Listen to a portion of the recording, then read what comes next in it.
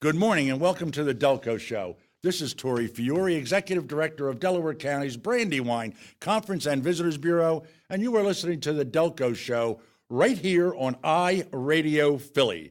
The Delco Show is brought to you by the Delaware County Chamber of Commerce. Now, on the Brandywine Conference and Visitors Bureau end, folks, I just want you to be aware of the fact that the first week in March, our new Spring-Summer Visitors Guide will be coming out.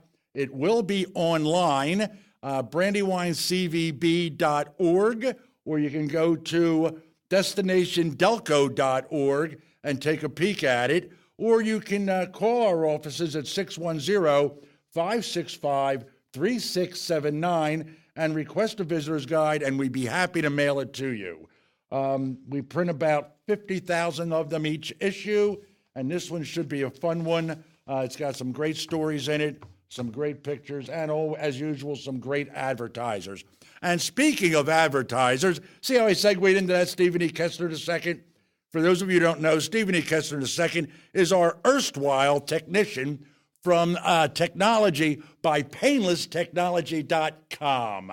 They're wonderful people, and it's good to have them around because I have no clue how he makes all this stuff work. Anyway, advertiser. We want to thank Primo Hoagies on Baltimore Pike in Media, as usual, for the wonderful job they do. They bring us a surprise each week. This week it's 3 different hoagies. Stephen E. Kessler, if I remember the three of them, a Neapolitan, a ham Diablo, and you already scarfed down half of the American cheese hoagie, right?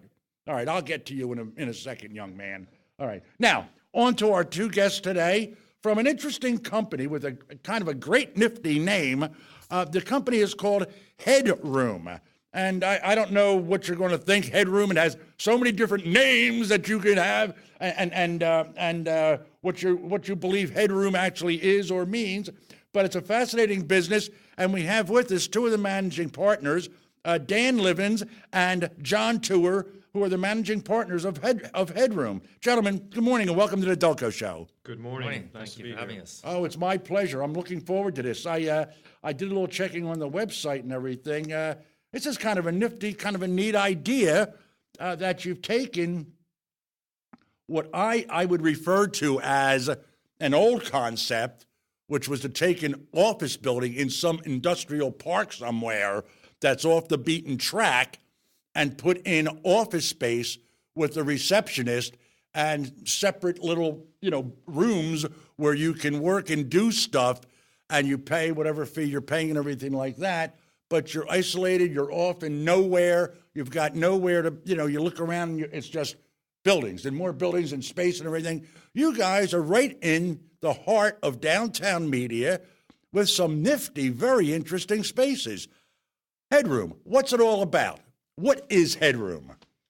So Headroom was created based on needs that we identified as working with startups and small businesses over the years.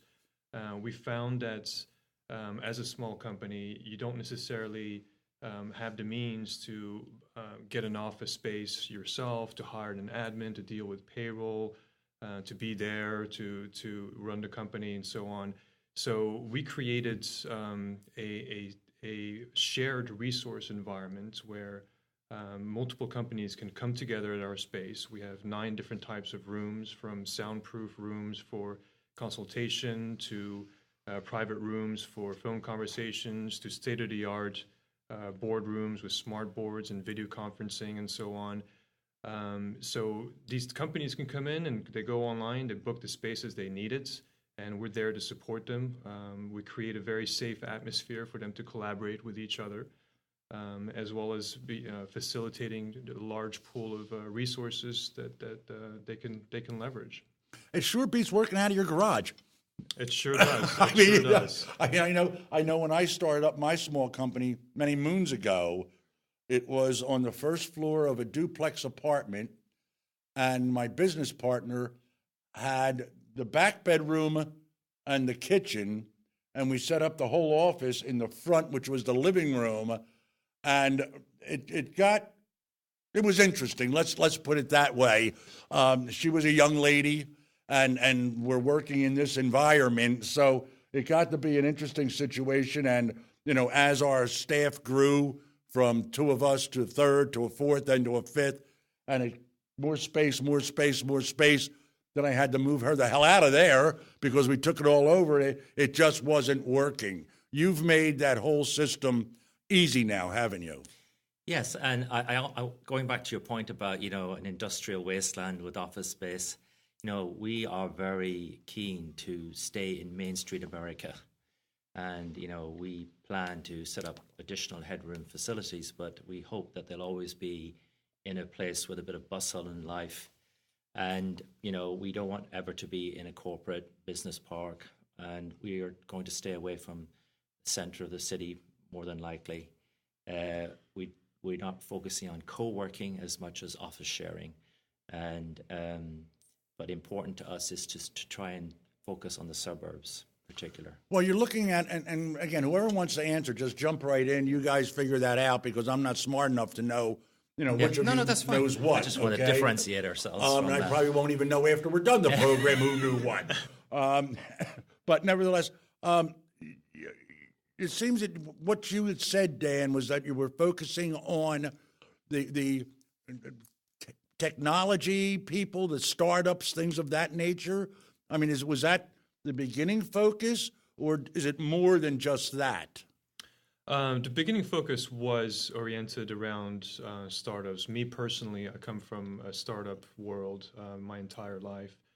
Prior to this, I ran a ideas accelerator where people came to us with ideas, and it would help them commercialize on the idea. It would help build companies behind concepts. And as I mentioned, that business kind of morphed into what we're doing today. We're kind of leading with the space, so we have the space available for startups and small businesses. But ultimately, our passion is truly to assist in growth, assist in their transition, to be there to truly kind of guide them and give them some direction to success and growth. And John, your background then? My background is corporate America, really. I started working in Ireland back in the 80s. I would have never have guessed that, believe me. And I spent a couple of years working with GE, General Electric, in Ireland before deciding that I wanted to see some of the world, and left Ireland, went to Germany to work with 3M, a Minnesota company, and worked with them for about 15 years. And they moved me around Europe, to the Netherlands, to the UK, and worked in sort of technical management, new product introduction, that sort of thing. Up to that point. And then I joined a British company, and within a year of working with them, they sent me to the States. And I was CEO and president of a company up in King of Prussia, and we made advertising for small businesses. So started with just, yellow page advertising type ads. And then, wow, I haven't heard that term yellow pages in a long time, John. To give you an idea, we made... I'm not saying you're old. No, that's fine. I don't feel Because you old. said, believe it or not, you started in the 80s. Yeah.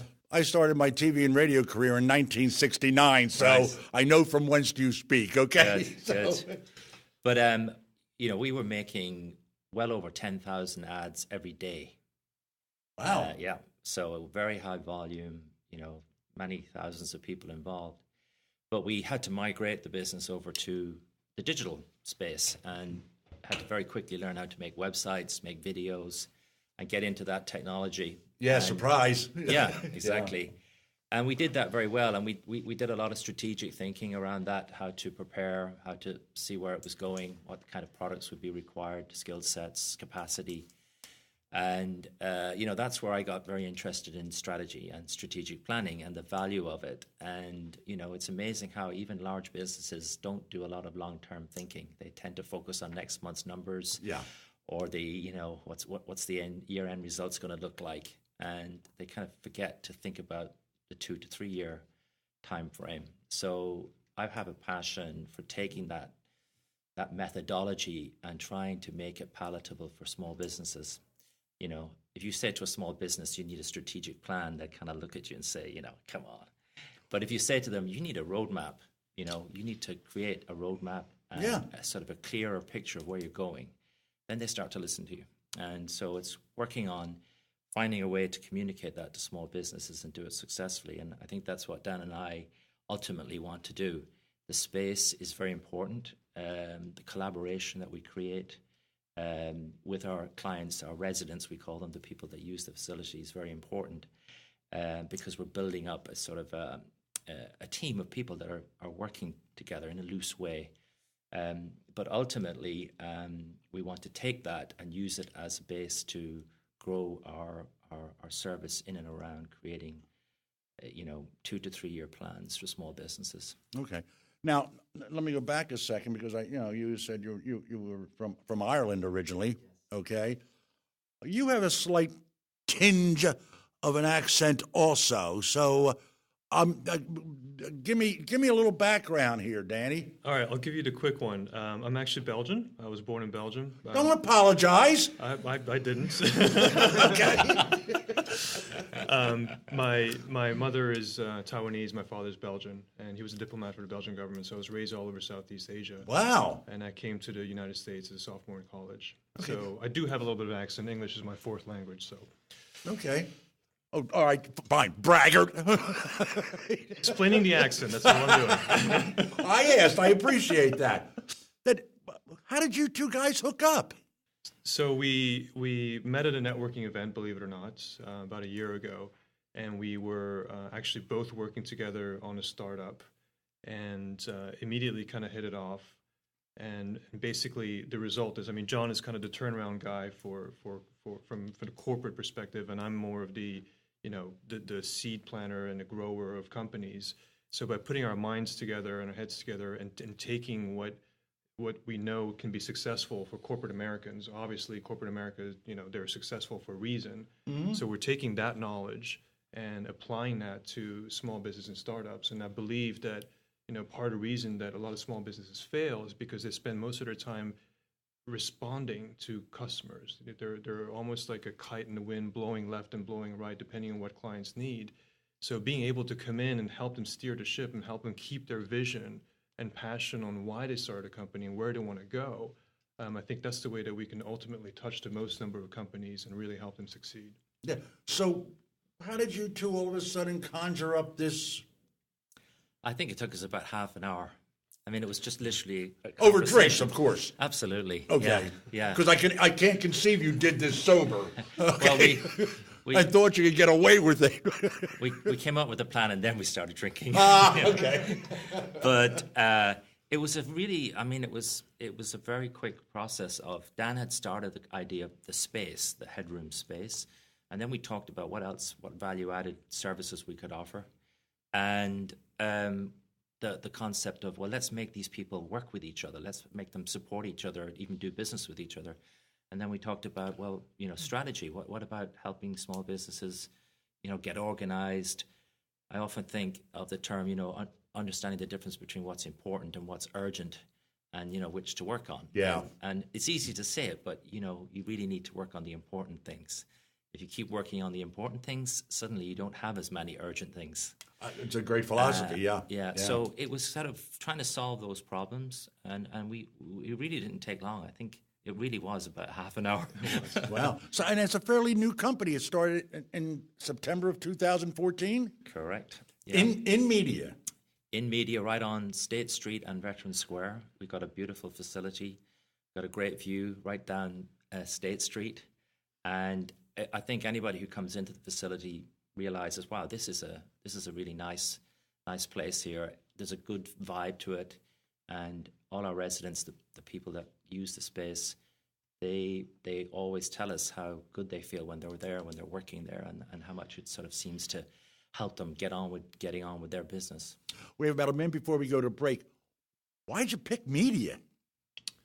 That's a good thing, thank you, but I moved to media about 12 years ago and just kind of fell in love with the downtown feel. It's come a long ways, and I believe it has so much potential. And we're really trying to help put media on the map in terms of innovation and startups and new business growth. So we're very excited to be in media. I think it's the right time and the right place. Yeah, I'll take you on a little tour of media as soon as we get back from this break. Ladies and gentlemen, you are listening to the Delco Show on iRadio Philly. Stick around. We will be right back. Welcome back to the Delco Show. I'm Tori Fiore. You're listening to the Delco Show right here on iRadio Philly. The Delco Show is brought to you by the wonderful Delaware County Chamber of Commerce, and lunch is provided by the wonderful Primo Hoagies, Baltimore Avenue, right in downtown Media. Give them a call. Stop by and see them. They're great hoagies. We get them every Wednesday, and we're happy about it. And no, John and Dan, you cannot have one. These are ours, okay? Now, getting back, we're speaking with John Tooher and Dan Lievens from Headroom, which is a shared space environment in media right now, and their website is headroom.net, headroom.net, headroom.net, or you can give them a call on their main number, 610-548-5278.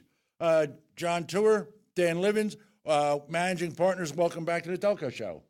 And I want to get into two things you guys said in the first half. John, I think you said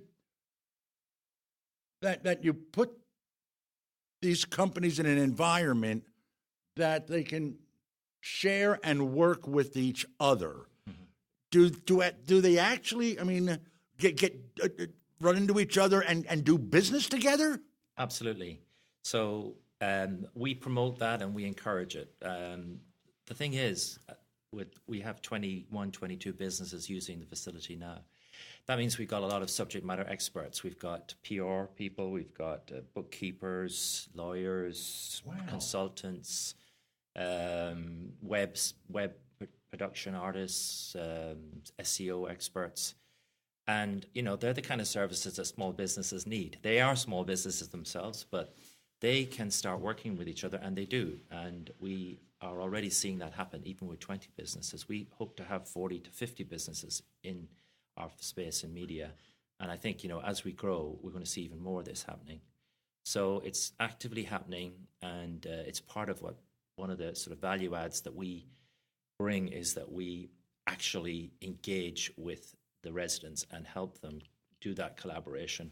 And I think if you go to other office sharing facilities, they tend to say, here's the keys, see you later. Yeah. And it's not, they're not being unfriendly, it's just a different model. Yeah. And I think it's very important that we do that because it's all about, a lot of small businesses don't know where to find the resources they need. If you can find it right in the same office space you're sharing, And again, a lot of the times it's just sharing an idea together. That's it. And Exactly. something clicks and something goes bing in your head and you go down the hall to, blah, blah, and then you get it and then go, yeah, I think that'll work. So the other thing, and Dan, I like the idea that you don't call these 20 or 21 or 22 businesses that are using the space, you don't call them members or anything like that. You call them residents. I love that word. I think that's a very interesting way to look at the folks that you're working with, are residents. Where'd that idea come from? I think the word resident really kind of represents what we're trying to do in a better scope than customers or tenants. We don't believe in long-term contracts. It's not a sublet. There really are residents of this facility, as a family. We are, the bigger vision of this is that, we can come together and move forward a lot better as a unified group of service providers than if you were to go out there by yourself. So as a resident of Headroom, you're part of this resource community that can elevate your growth. Being part of this invigorating environments, even from the outside in, when people look at Headroom, even from the community's perspective, we do encourage our residents to run workshops, to educate others and the community on what they're experts at. So from the outside in, we're looked upon as a resource center. So if you're a small business or startup in a 5-mile radius, you can probably count on the fact that Headroom has services or educational components or networking events that can help you grow your business. So the word resident really makes it look like and feel like we're growing together. Yeah, it's a part of the family type thing. Absolutely. Yeah, without a doubt. you were talking about a variety of different things, and the one thing we were talking about with the media, it's vibrant, it's got people there, things, but you look at the fact that, yeah, it's got great restaurants, and it's got these little boutique shops and jewelry shops and things of that nature. It's got too many damn lawyers, but that's a whole nother story. But, everybody's talking about this region becoming a technology region, and it's vast in that area. And I think one of the things people forget about, I think media forgets about sometimes, is that, John, they're right in the middle of it, aren't they? Absolutely. I mean, media is 20 minutes from the airport? Do you know, John, I'm going to tell you a little fact. And Dan, you too, you're going to learn something today. And by the way, folks, Ashley, their intern, is here from Villanova University. Hi, Ashley. How are you? Great. How are you? I hope you're having a good time. Of course I am. Good. Ashley, just you being here means I'm doing terrific, believe me. Nevertheless, the airport, the Philadelphia International Airport, over 66% of the airport is in Delaware County. Fascinating, isn't it? So it's about location, isn't it, John? I mean, you're 25 minutes from the city, close to the airport. You're just right off the 476. It's a nice, pleasant town, lots of facilities. And, it really could be a great hub for business development, for an innovation, environment or culture to take hold and grow. And, we're a part of trying to make that happen. Yeah. And you talk about it being 25 minutes from Center City, which now gets you into a whole nother thing. Dan, cost. Absolutely. Compared to Center City. I mean, I think the biggest thing is that companies operating out of headroom aren't subject to some of the heavier taxations within the city. But truly, the concept here is a environment designed by a startup for startups, so designed by small businesses for small businesses. Residents basically pay $300 a month. For that, they get 24/7 access to the building. We answer the phone on behalf of their company. They get to use 24 Veterans Square as their address. They have access to all of our events. And more importantly, it gives them the supportive and collaborative environment for their businesses to grow. My God, it's like having a suite license at Citizens Bank Park, or I'm sorry, Ireland, Yeah. okay, at PPL Park, okay. Proud member. Football, are you a member? Yeah, I'm a you're a season member ticket of holder. Are you really? Good for you. And I'm looking at some of these, rates here, hour, half days, full days. I mean, gosh, they're really not expensive at all, are they? It's. So we are, we kind of push the residents, the membership resident for $300 a month, primarily because we are more about the collaboration than we are the space. However, we do want to provide the space to other people that might not necessarily feel the need for other services. So you can go to our website, headroom.net, and you can book a space without becoming a member and just pay either by the hour or by the half day or by the day. Yeah, well, I'm looking at two of the locations I saw on your website here. One is your conference room. Now, it's a good-sized conference room, and the table, how many will that seat comfortably? 12 people. All right, 12 people. Now, it's fascinating because, again, we have a board meeting, every month, or I'll have a staff meeting. And I have a conference room in our offices over in, we renovated the old building, the old Rose Tree Tavern in Rose Tree Park, and we're over there. I can fit 9 people around the table. My board is including the bookkeeper, including the solicitor, myself, is 12. I got a problem. So I can come to you, if I'm not a resident, okay, paying $300 a month, which gives me that 24/7 access, turnkey operation, phone answering, the whole 9 yards. I can come in and talk to someone there, the receptionist there, and say, I need to book the conference room for this particular day. Is it available? Yep, you can call us, or you can go straight online to the website and book it yourself. And that website, just so folks know, for Headroom is headroom.net. Headroom.net, or you can give them a call at 610-548-5278. So you can do that also, but so I can just come in as a non-resident and book the room. Absolutely. Yes, you can. Great. Yes, you can. Now tell me this fascinating room. The innovation room. That sounds very de rigueur, you know? I mean, whoa. It is also our probably our most luxurious room in terms of the view, because it's right on the corner of our building, so it's looking straight out onto State Street. And the reason we call it innovation room is we do a lot of strategic planning sessions in our facilities. So we facilitate workshops and direct engagements, and we quite often use that room because it sort of helps our clients who are doing the strategy to kind of get out of the world they're normally in. It sort of puts them in a good sort of mood, and they sort of stop focusing on on being in their business and start to focus on their business. And we find that room promotes that sort of sentiment, that feeling, that environment. And we're hoping that they will be innovative and they'll think of new things or look at things in a different way by being there. Yeah. Do you have foosball, pinball machines, shuffleboard? We actually do. We have a dartboard in the back. All right. We have some wine and some fridge full of beer too, and we brew La Colombe coffee. So it's definitely a good environment to be in. I may move just my office there, get away from the folks in my office, and hang out. I can rent your space. That would be like going to like a meditation room. I can rent for $85. I can rent one of your rooms for the whole day. That is money well spent sometimes. Just let me get out of here.